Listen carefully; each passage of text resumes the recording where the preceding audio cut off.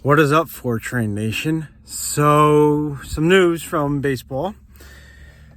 Two of the moves are kind of not breaking news, but the breaking news is the third bit of news I got.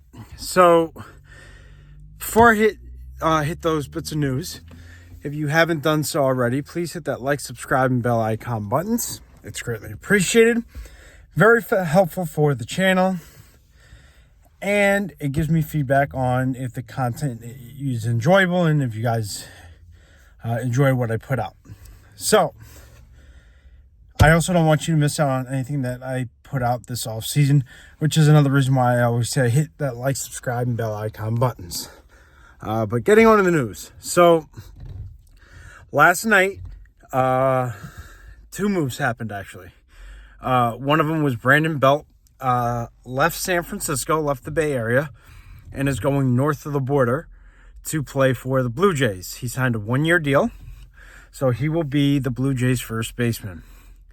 The second deal is that Johnny Cueto has signed on with the Marlins. The 37-year-old pitcher's been around the majors. He's moved from team to team. He's been kind of a journeyman, but he's been pretty, consistent and pretty solid in earlier years, but he is kind of fallen off, but he's now with the Toronto Blue Jays. But the big news is the Carlos Correa saga is now over. For now.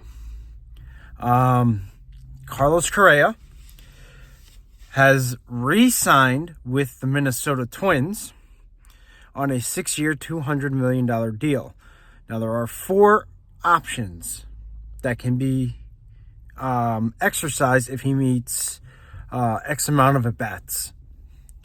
And it would bring the deal to 10 years, $270 million. So as I knew that this was going to happen, where Correa was not going to get another monster deal. This actually came after the whole Mets and Carlos Correa deal fizzled out, and Correa was not wanting to renegotiate with the Mets to restructure the contract. Now, there were reports on a bunch of different sites and everywhere else, and Twitter too, I heard a couple of times, I don't know how true they were, that he was renegotiating. Again, I don't know how true that is, but he is re-signed with Minnesota after the Mets deal fell through. And Minnesota was actually named as one of the 2 teams that were interested in him. The Braves were the other.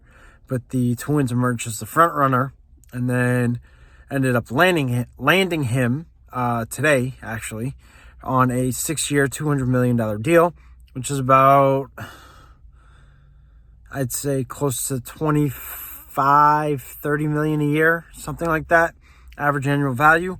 And deal can be brought to 10 years for $270 if he meets X amount of at-bats. And those are some incentives for him. And those options will be exercised. But Carlos Correa's saga is now over. For now, we don't know what's going to happen. We have to see about his physical. So that's the latest news.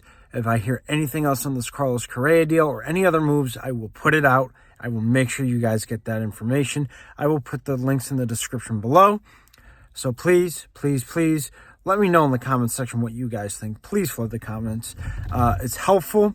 I enjoy talking to you guys about it. And I really enjoy getting into conversations and hearing what you guys have to think and say. So until next time, guys, have an outstanding rest of your day.